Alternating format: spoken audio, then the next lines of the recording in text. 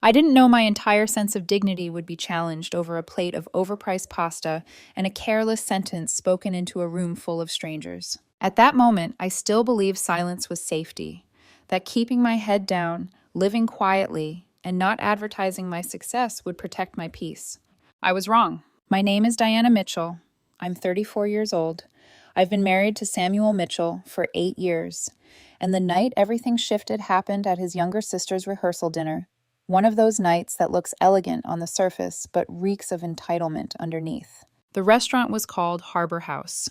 Dim Edison bulbs, exposed brick, the kind of place that charges nearly $50 for something they proudly call artisanal mac and cheese. It was supposed to feel celebratory. Instead, it felt like walking into a performance where everyone already had assigned roles. I was seated quietly, working my way through a Caesar salad that cost more than groceries for 2 days, listening to conversations I wasn't part of. Around me were Emma's friends, young, polished professionals from her tech investment firm, Nexus Capital. Perfect hair, expensive watches, that particular confidence people wear when they believe life has never had the right to humble them. Emma had been drinking champagne since the moment we sat down. By the time the second bottle was opened, her filter was gone. She was laughing too loudly, boasting about 80-hour work weeks, talking about winners and losers, as if human worth were something you could calculate in billable hours. I didn't engage. I rarely do in rooms like that. Privacy has always mattered more to me than applause. Then her voice cut through the dinner like a blade. "Well," she said, smiling in that sharp, satisfied way, "unlike some people here who don't even have jobs." The table fell silent. I felt Samuel's hand slide over mine instantly, not to stop me, he knows better, but to ask me not to detonate the evening. In that pause, I could feel every assumption in the room settle onto my shoulders. Unemployed Diana, the woman who married well, the quiet wife who stays home while others build real careers. I looked up at Emma. She was pleased. Her friends gave awkward laughs. Her parents suddenly found their wine glasses fascinating. And in that moment, I smiled. Because when people think you're beneath them, they tell you exactly who they are. And Emma had just started a clock she didn't even know existed. Before that night, my life was quiet in a way most people mistake for small. I'm 34, trained in finance and long-term investment strategy, though you'd never know it from casual conversation. I work from home, not because I couldn't sit in a glass office downtown, but because I chose not to. My office is a converted study with dark wood shelves, old books that smell like dust and patience, and a desk that belonged to my grandfather. I like mornings without traffic. I like afternoons that end in my garden, fingers in the soil, tomatoes growing on their own schedule instead of mine. I met Samuel 12 years ago, before titles mattered so much. He was steady, thoughtful, the kind of man who listens before speaking. We built our marriage on calm, not fireworks, not performative passion, but shared mornings and mutual respect. 8 years married, no children by choice, a house with good bones, and enough money in the bank that we slept without fear. What I didn't have was a job that impressed people at dinner parties. Emma, on the other hand, had always chased impressiveness. She's 8 years younger than Samuel, brilliant in a sharp, restless way, and endlessly hungry for validation. She joined Nexus Capital right out of grad school and treated the firm like a religion. Long hours became proof of worth. Job titles became personality traits. Anyone who didn't speak the language of hustle simply didn't count. In the early years, I tried to bridge the gap. I asked about her projects. I celebrated her promotions. I showed up to family events with gifts and patience.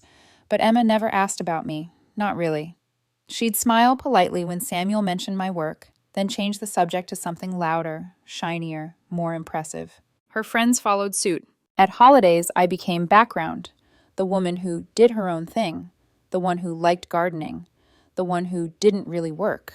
I noticed the looks, the assumptions. I let them stand. Privacy has always been my shield. My investments were structured through Riverside Holdings, a deliberately boring-sounding family vehicle designed to attract exactly zero attention. No press, no interviews, no LinkedIn posts about vision or leadership. Just paperwork, quiet meetings, and returns that grew steadily without applause. Samuel knew, of course. He'd seen the notebooks, the term sheets, the framed documents in my office. He respected my choice to stay invisible. Sometimes he worried people would misunderstand. I always told him misunderstanding was cheaper than exposure. Emma met Ryan 2 years ago. Charming, earnest, clearly overwhelmed by her intensity, but deeply in love.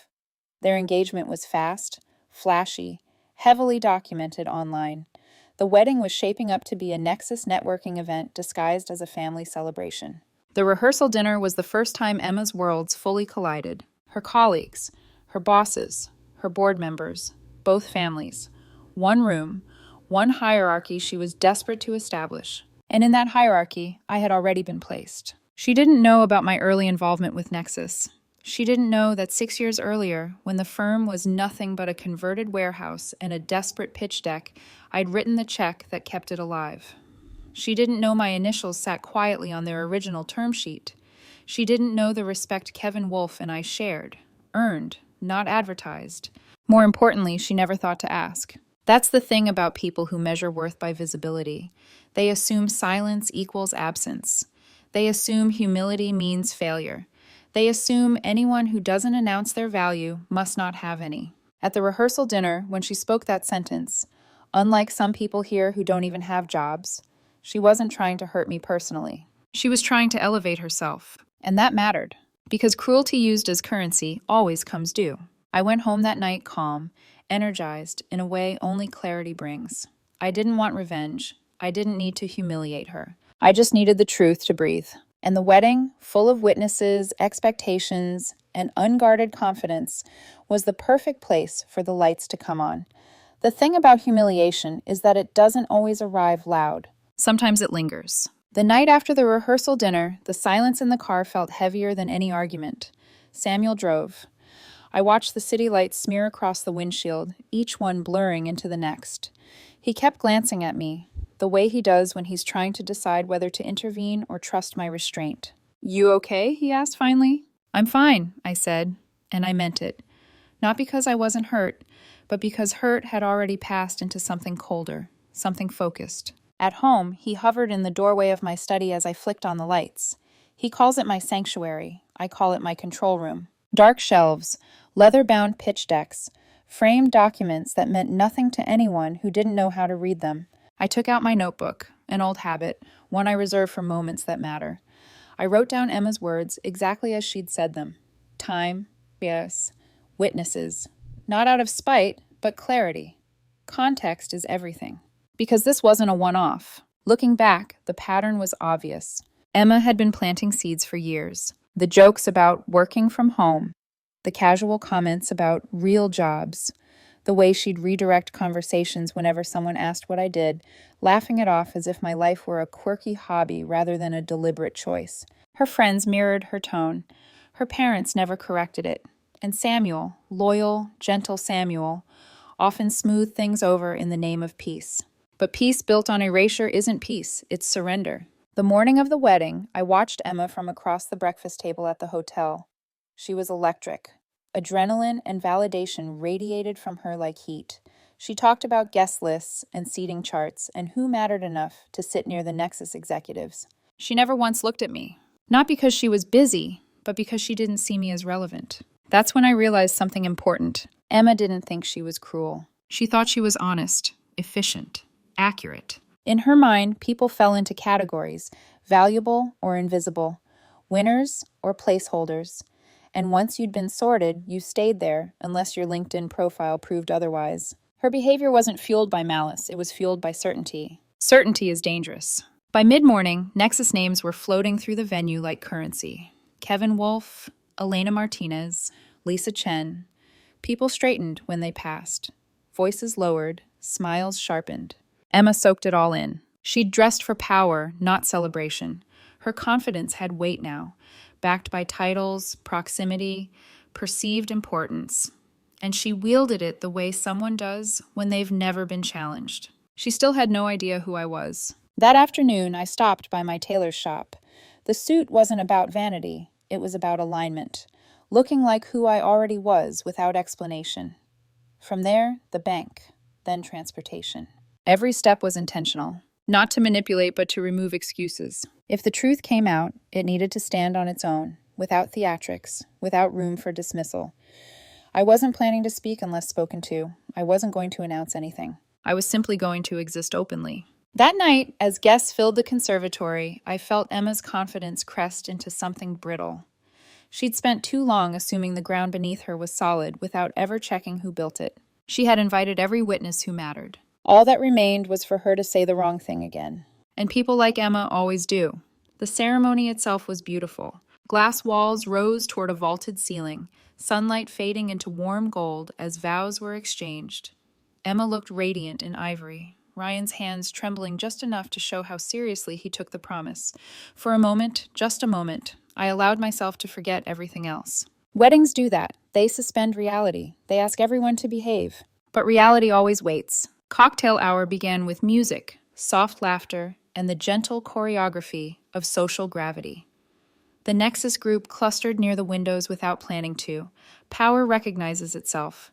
Kevin Wolf held court, relaxed in a way only founders do when the company is no longer fragile. Elena Martinez spoke in low, precise sentences.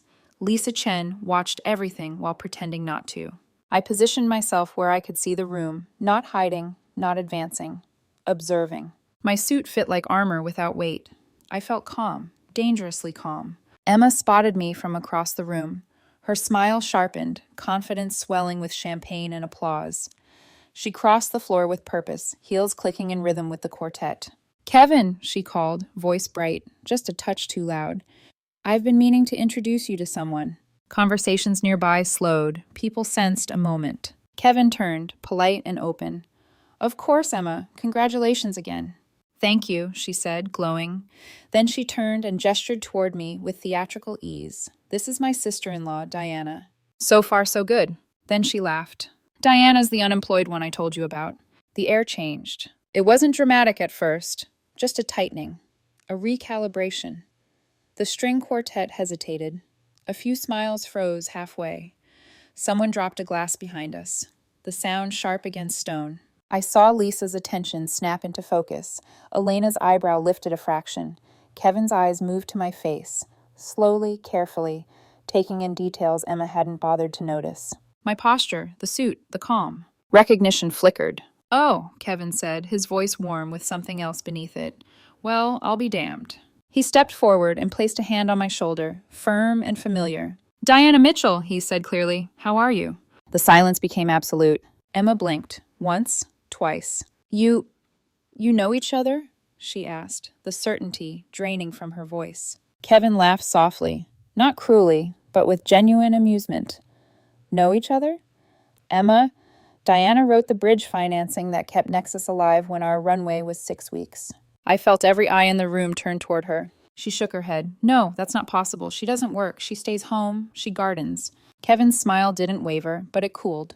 "Gardening is a hobby," he said. "Investing is what she does." Elena stepped forward now. Interest sharpened into focus.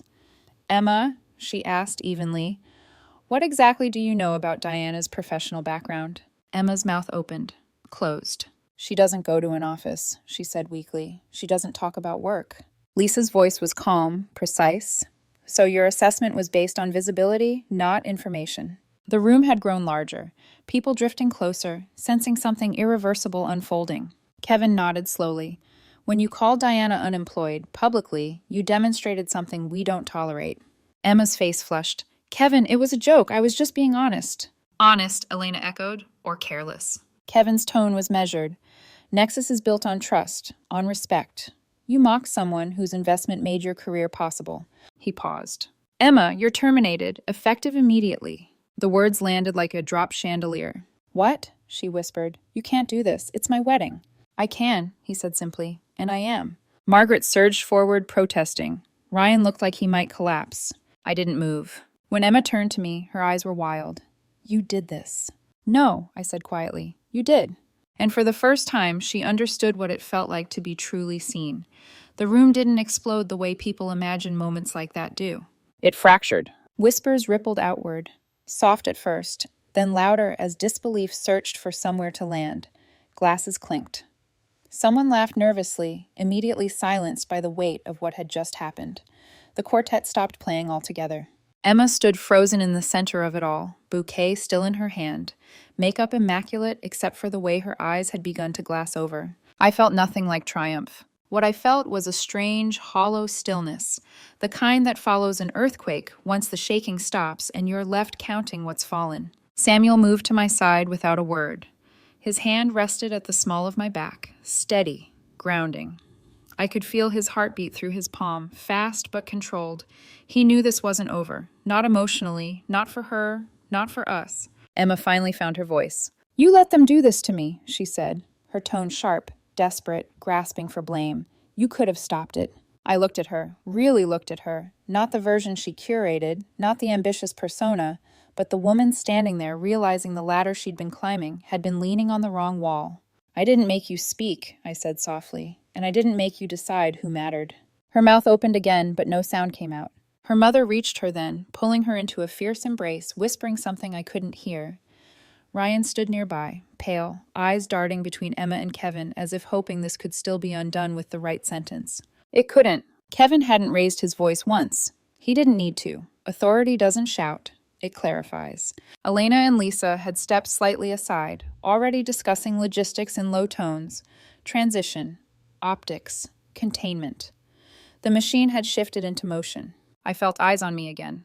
Curiosity, reassessment. People were re-editing the story they'd written about me in their heads. I hated that part. Not because I wanted to stay invisible, but because being seen only after public humiliation feels transactional, conditional, as if my worth required spectacle to be validated. Emma broke from her mother's grip and turned back to me, voice cracking. "Why didn't you ever say anything?" she asked. "Why didn't you tell me?" I took a breath. "Because the truth is complicated and painful. Because I didn't want my life to be a resume," I said. "And because I didn't think I owed anyone proof that I mattered." Her face twisted. "You let me look like an idiot." "No," I replied, still calm. "I let you be yourself." That landed. She flinched like she'd been struck. For the first time since I'd known her, Emma had no counter-argument, no clever deflection, no status to hide behind. Just consequences. Kevin cleared his throat gently. "Emma, we'll handle the transition professionally. You won't be left without support." She looked up at him, hope flickering. "You mean—" "Paid leave through the end of the month," Lisa said smoothly. "Health coverage for 60 days. A reference letter focused on your performance prior to tonight." Relief hit her so fast her knees nearly buckled. "But," Elena added, stepping closer, "any future consideration would require significant work." Emma nodded frantically. "Anything. I'll do anything." As they outlined the conditions, coaching, volunteer hours, silence instead of branding, I watched Emma absorb them, not as punishment, but as lifelines. Then she turned back to me. "What do you think?" she asked quietly. "Do I deserve another chance?" The room held its breath. I didn't answer right away, because this wasn't about mercy. It was about whether she was finally ready to see people instead of positions. "I think," I said slowly, "that tonight hurt because it stripped away a story you believed about yourself. What you do next determines whether that story grows or changes." Tears spilled then, unrestrained, smearing perfection. "I'm sorry," she whispered. "I didn't see you." "No," I agreed gently. "You didn't." And for the first time, that felt like truth instead of accusation. The reception didn't end. It rearranged itself. Music resumed, tentatively at first, like a room testing whether it was safe to breathe again. Guests returned to their drinks, their conversations, but nothing sounded the same. Laughter came half a beat late. Smiles didn't quite reach eyes. Everyone was recalibrating their understanding of who held weight in the room. Emma had been escorted to a quieter corner with her parents and Ryan. Her dress, once pristine, now bore the faint creases of collapse. She kept dabbing at her eyes, as if composure were something she could restore with enough pressure. Samuel and I stood near the windows. He didn't say much. He didn't need to. "What happens now?" he asked finally, voice low. "Now," I said. "Now people decide who they want to be." Because the truth has a way of spreading faster than gossip once it's public. Within minutes, I felt the shift. Nexus colleagues who'd never bothered to learn my name before approached carefully. Polite, curious, suddenly respectful. Some apologized for assumptions they'd never said out loud. Others simply nodded, as if acknowledging a correction in their internal math. I accepted none of it personally. Respect earned through revelation isn't the same as respect practiced quietly. Emma's father, Clive, found us next. His expression was tight with shame and something else, recognition. I didn't know, he said, clearing his throat, about your work, about any of it. I know, I replied. That was the problem. Margaret, her mother, wasn't as restrained. She approached with indignation layered over fear, the way parents do when their child's pain eclipses everyone else's. You didn't have to let it go this far, she said, voice trembling. This was her wedding. And last night was my dignity, I said gently. We all choose our moments. She had no answer for that. Ryan came last. He looked exhausted, like someone who'd just learned marriage doesn't shield you from accountability. He stood awkwardly, hands clasped, eyes red. I love her, he said. I know she messed up, but she's not a bad person. I studied him for a moment. I don't think she is either, I said, but being smart and being kind aren't the same thing. She's learning the difference. He nodded slowly, relief and worry tangled together. Across the room, I saw Emma watching me, not with anger, with something closer to fear, the kind that comes when the mirror doesn't flatter anymore. Later that evening, as dessert was served and the energy thinned, Elena approached me alone. You handled that with restraint, she said. Most people wouldn't. Most people confuse restraint with weakness, I replied. She smiled. Exactly. Lisa joined us, professional as ever. For what it's worth, this won't follow her forever, if she does the work. I hope she does, I said honestly. That surprised them. People expect bitterness where accountability exists. They expect vengeance. I wasn't interested, because escalation doesn't always mean louder voices or sharper blows. Sometimes it's pressure. Consistent, relentless, fair. As the night wound down, Emma asked to speak with me privately. We stepped outside onto the terrace. Cold air cut through the remnants of champagne haze. The city lights reflected off the lake, steady and indifferent. I didn't mean to be cruel, she said, arms wrapped around herself. I thought if I didn't keep proving myself, I'd disappear. That fear doesn't excuse what you did, I said, but it explains it. She swallowed hard. I don't know who I am without my job. That, I replied, is exactly why this happened. She looked up at me, eyes rimmed red. Will you ever forgive me? Forgiveness is a word people reach for when they want pain to stop.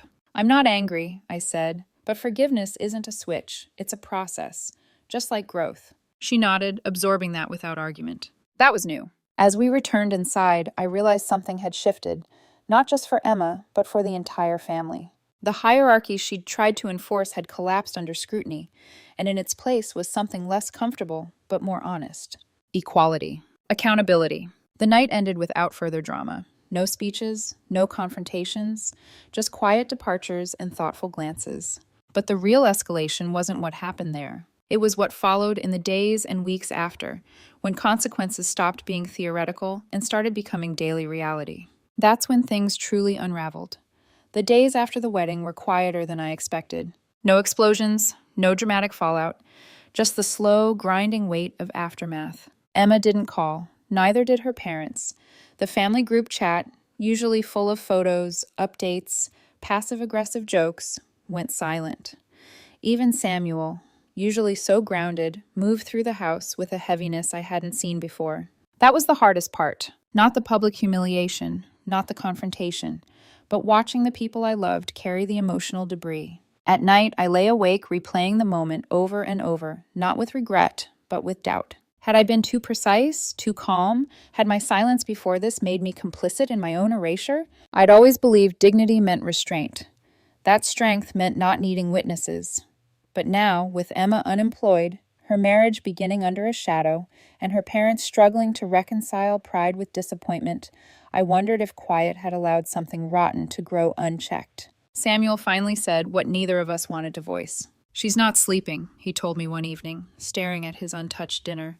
Ryan called.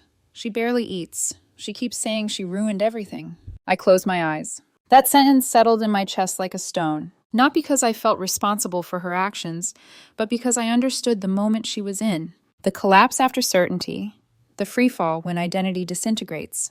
I'd seen it before, in founders whose companies failed, in executives stripped of titles, in people who mistook success for selfhood. Emma had built her entire worth on external validation. When it vanished, so did her footing. And suddenly my quiet felt cruel. I retreated inward. I stopped answering emails, let my garden go unattended, sat in my study staring at documents that had once grounded me. The framed Nexus term sheet no longer felt like vindication. It felt heavy, like proof that truth, when revealed publicly, always leaves casualties. One afternoon, Samuel found me sitting on the floor, back against the bookcase, notebook open, but blank. "You're allowed to feel this," he said gently. "I didn't want to break her," I replied. "You didn't," he said firmly. "You held up a mirror. She didn't recognize herself." That should have comforted me. It didn't. Because dark moments aren't about logic. They're about loneliness. For the first time in years, I questioned whether my way of living, my invisibility, my refusal to contextualize myself for others, had been cowardice disguised as principle. Had I let people believe I was smaller because it was easier than being misunderstood for being private? And if so, what else had I been avoiding? The doubt crept in quietly, the way it always does. At its worst, I caught myself thinking, maybe Emma was right to measure worth visibly. Maybe if I'd spoken sooner, this wouldn't have happened at all. That was the darkest point. Not guilt for what I did, but doubt about who I was. Then, 3 weeks later, an email arrived. From Lisa Chen. Subject line, Update, Emma Mitchell. I stared at it for a long time before opening it. Emma had completed her volunteer hours, not rushed, not minimized.